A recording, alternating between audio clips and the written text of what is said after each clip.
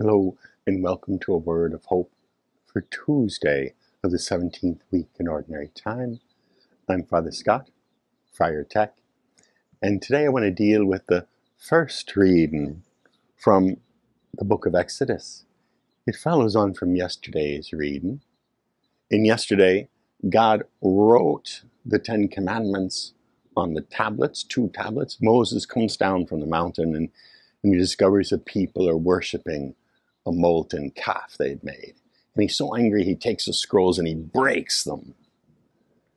Today, now, following on to that, Moses has now set up a tent of meeting outside of the city, or outside of the other encampment. And when people want to talk to God, go to that tent of meeting. That's where you meet God.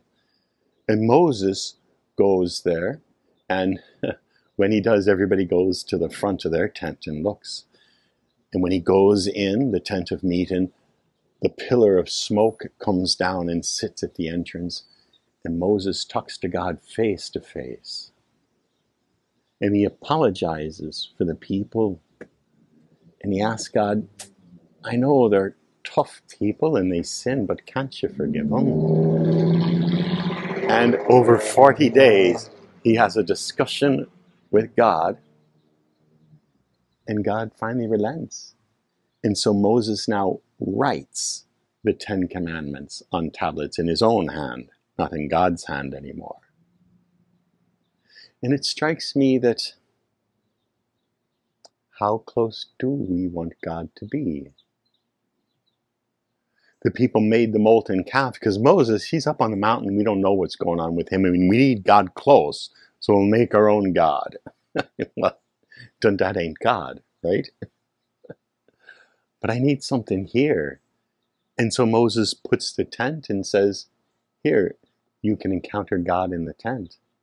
And Moses meets God face to face in that tent. Other people, it's not said that to them. But do we even want tablets inscribed by God's very hand? It's hard to argue with the words on a tablet when God carved it. But if Moses wrote it, maybe there's a little wiggle room, keeping God a wee bit away so that God doesn't overwhelm us. Not too far, so I don't feel safe. I might feel abandoned, but not too close because it's a bit threatening.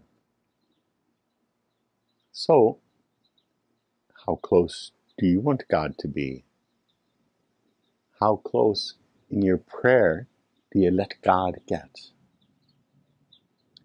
Where do you encounter God the most closely? And is that a wee bit scary? If not, maybe think about stepping a wee bit closer.